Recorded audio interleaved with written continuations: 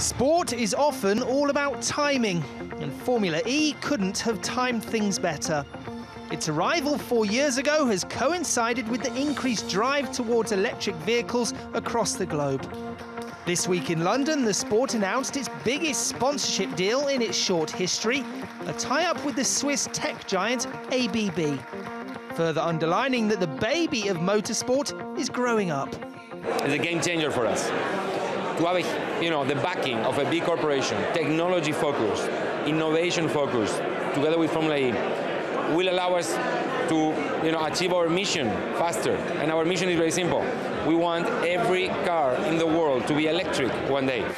That may still be some way off, but it does seem like we're at something of a tipping point when it comes to the shift to electric. 2018 is the year where electric mobility will significantly take off. If you look around the world, in many countries of the world, there is now mandatory quota. There's in many countries of the world, there are OEMs who have great capacity to provide electric cars. We see the demand in electric charging networks going really strong. So altogether, I think we will look back at these years and say, this was when the world changed. So the future points to electric. Time for Formula E to capitalise on that momentum.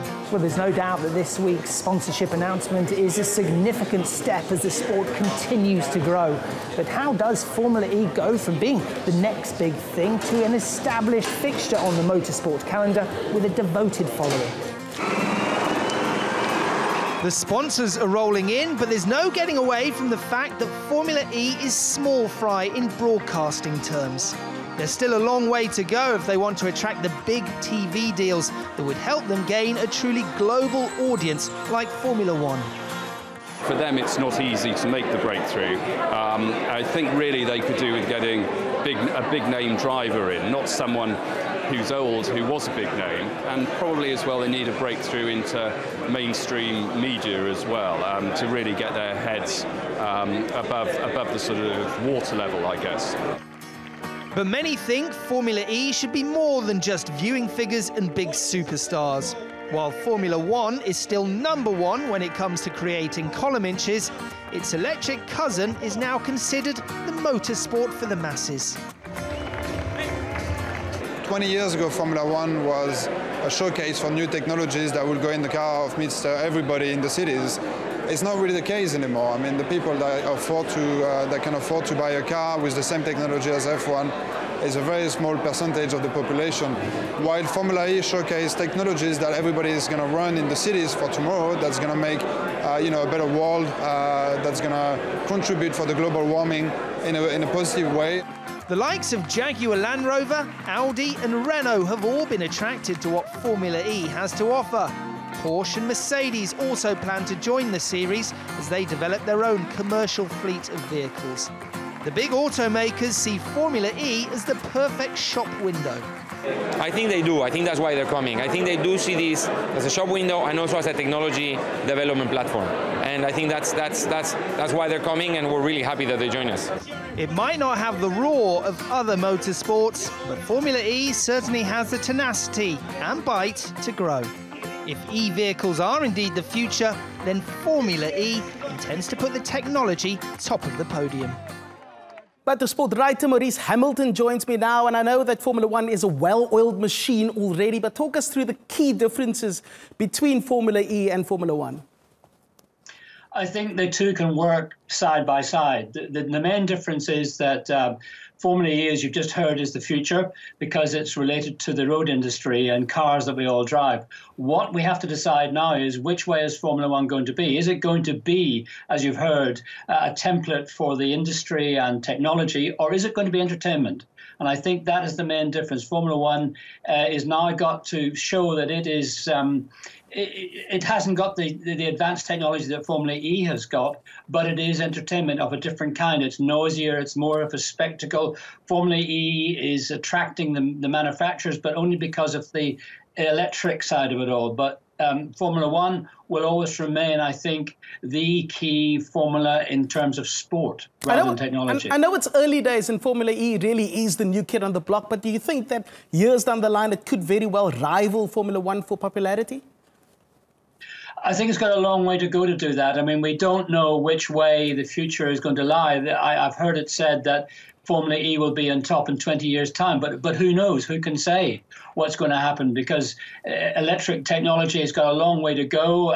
All the cars are going to be electric eventually. I mean, at the end of the day, we're going to have cars that drive themselves. So are we going to see racing with no drivers? Of course we're not. So I think that we're going to reach this crossroads where Formula One has got to decide, is it really going to be entertainment now? It used to be the forcing house for technology. Formula E is catching it up and taking it over. So Formula One has got to say, okay, let's go racing. Let's make that the entertainment factor. Let's make that the spectacle. Let's focus on the motorsport fans very quickly. Do you think that Formula E does have the potential to convert like a true petrol head into this kind of championship? At the moment, no. If you go to a Formula E race, it lacks that spectacle. I mean, if you like, I've been around a long time and I've been brought up on the noise, the sound, the fury of Formula One. And Formula E doesn't have that. It's attracting a different kind of audience. So I think it's got a long way to go to get the real petrol head to come on and watch it. If you go to a Grand Prix, you actually feel it. You hear it, you feel it, you smell it. With Formula E, you don't quite do that so much. And it's on city streets, it's a lot slower. The cars don't sound so spectacular. The racing's good, it's close. But you've got to feel it in the heart. You've got to feel it in the whole body. And it doesn't have that yet. So I don't know quite how they're going to do that. That's the point. I think Formula One will always retain that value. There seems to be this innovation, though, to get a different kind of fan base, the ones you were talking about just now, with the introduction of this new fan boost system where fans can phone in and vote, and 3 drivers with the highest amount of votes can get kind of extra speed in the race. Just talk us through that.